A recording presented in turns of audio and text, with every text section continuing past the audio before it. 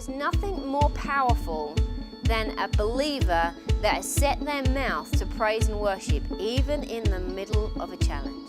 Look, this is the danger of murmuring and complaining. I want to show you this. This is in the New Testament. This strikes me, okay? This is really interesting. This is in 1 Corinthians, another book that Paul wrote, 1 Corinthians chapter 10. And it talks about these same people, okay? They were whining and complaining. And it says, this is 1 Corinthians 10, verse 10. Neither murmur, as some of them also murmured, moaning and complaining, for they were destroyed by the destroyer. Now, who's the destroyer? It's not God. Small d. It's not God. They were destroyed by the enemy because that murmuring, that complaining, that whining attracted every demon in hell, and they opened the door to the enemy working in their life.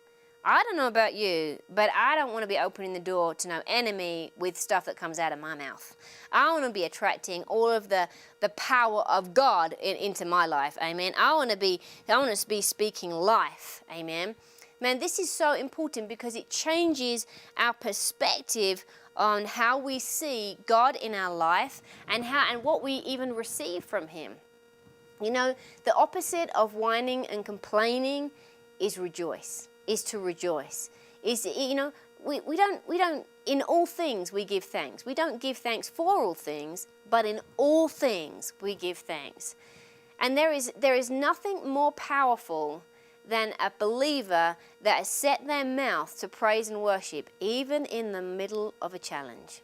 The enemy cannot stand the sound of your praise. He cannot stand the sound of your gratefulness.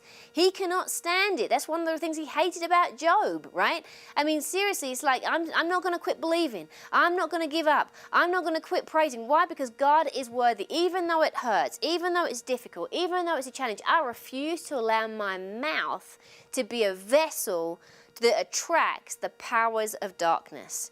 I'm going to use my voice. Man, this is a whole can of worms that we just opened here, okay? But we have to decide to use our mouth to attract the power of God in our life and open ourselves up to be a channel for that power rather than to be used by the enemy.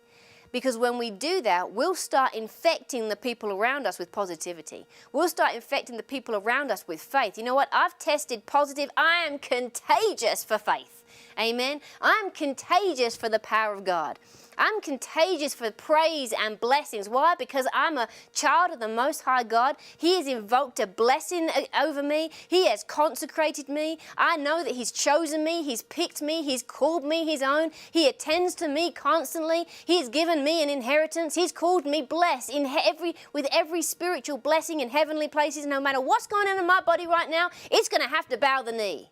Man, if we would start to get that attitude on the inside of us, I'm telling you, you'd become a whole lot less attractive to the enemy. What comes out of our mouth determines the outcome. It's not where we've come from, it's where we're going to. Amen.